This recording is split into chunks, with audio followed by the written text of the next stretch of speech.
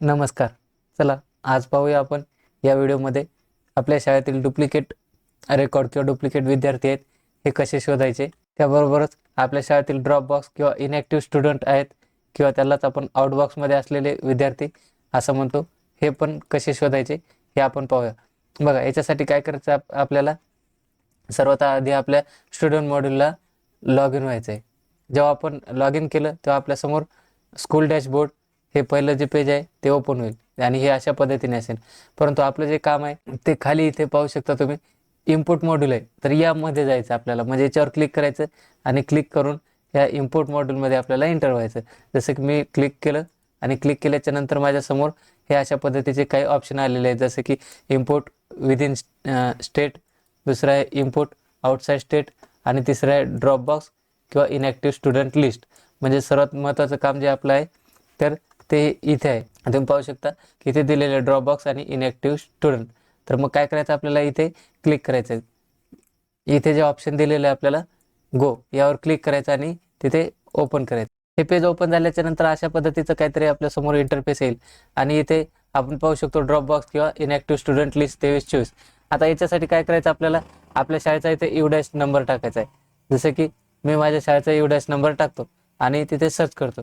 हा UDAS code टाकलेला आहे मी. टाकल्याच्या नंतर मला काय करायचं, इथे सर्च करायचं आहे. सर्चवर क्लिक केल्याच्या नंतर माझ्यासमोर हे अशा पद्धतीचे खाली ऑप्शन येतील.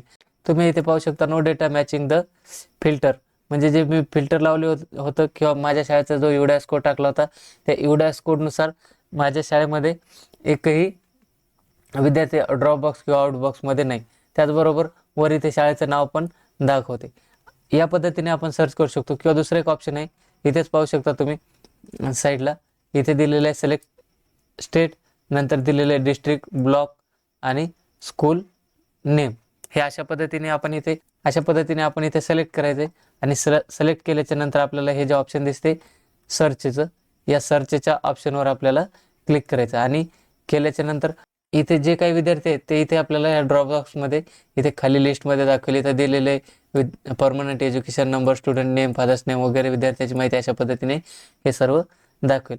बघा, आता याच्यावर आपल्याला काही विद्यार्थी आपल्या ड्रॉप बॉक्समध्ये असतील आणि ते जर घालवायचे असतील किंवा आपल्या ड्रॉप बॉक्समधून कमी करायचे असतील तर त्याला एकच पर्याय आहे, काय, समोरच्या शाळेला सांगणं की तुमच्या शाळेमध्ये आमच्या शाळेतील विद्यार्थी आलेला आहे आणि तुम्ही त्याला इम्पोर्ट करून घ्या. याच्या व्यतिरिक्त दुसरा कुठलाही पर्याय नाही. जर एखाद्या वेळेस समजा एखादा विद्यार्थी TC घेऊन गेला आणि TC घरीच ठेवली तर तो विद्यार्थी आपल्या शाळेच्या ड्रॉप बॉक्सलाच दिसणार आहे. म्हणजे तो विद्यार्थी आपल्या स्कूल UDAS पोर्टलवरून ड्रॉप बॉक्समधून जाणार नाही. त्याच्यासाठी सध्या तरी कुठलाही पर्याय नाही. अशा पद्धतीने आपण ड्रॉप बॉक्समधले विद्यार्थी पाहू शकतो आणि कमी करू शकतो. बघा, पुढं आता आपल्याला पाहायचं आपल्या शाळेमधील जे डुप्लिकेट रेकॉर्ड आहे किंवा डुप्लिकेट विद्यार्थी आहे ते. तर इथे आपण पुन्हा डाव्या साईडला आल्याच्या नंतर या मेनू बारमध्ये सर्वात शेवटी एक ऑप्शन आहे डुप्लिकेट रेकॉर्ड किंवा डुप्लिकेट विद्यार्थी पाहायचं. तर याच्यावर आपल्याला क्लिक करायचं आहे आणि क्लिक केल्याच्या नंतर हे अशा पद्धतीचं आपल्यासमोर एक पेज ओपन होईल. पेज ओपन झाल्याच्या नंतर इथे पाहू शकतो आपण डुप्लिकेट स्टुडंट रेकॉर्ड. इथे काय करायचं आपल्याला, हे खाली जे ऑप्शन दिलेले डुप्लिकेट बाय, तर याच्यामध्ये आपल्याला क्लिक करायचं आहे. क्लिक केल्याच्या नंतर तुम्ही पाहू शकता हे माझ्या पुढं हे असे ऑप्शन आलेले आहेत. तर आता याच्यामध्ये काय ऑप्शन आहेत, जसं की आपल्याला कोणत्या आधारावर डुप्लिकेट विद्यार्थी शोधायचे, जसं की सेक्शन वाईज म्हणजे तुकडीनुसार, क्लास वाईज, विदिन स्कूल म्हणजे शाळेमध्ये डुप्लिकेट असले तर, किंवा दुसऱ्या शाळेमध्ये आणि आपल्या शाळेमध्ये डुप्लिकेट असले तर, किंवा आधारनुसार आपल्या शाळेत डुप्लिकेट किंवा आधारनुसार इतर शाळेत व आपल्या शाळेत डुप्लिकेट विद्यार्थी आहेत का.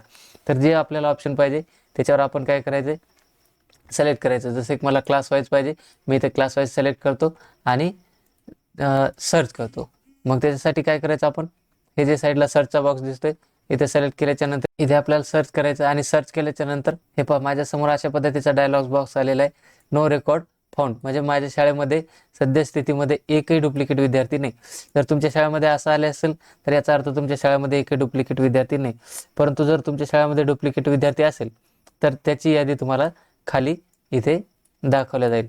तिथे त्या विद्यार्थ्याची सर्व माहिती दाखवल्या जाईल, जसं की परमनंट एज्युकेशन नंबर वगैरे, नाव, ह्या गोष्टी इथे आपल्याला दाखवल्या जातील आणि मग ते आपण डुप्लिकेट विद्यार्थी कमी करायचे. अशा पद्धतीने आपल्याला इथे काम करायचं आहे. व्हिडिओ आवडल्यास लाईक करा. धन्यवाद.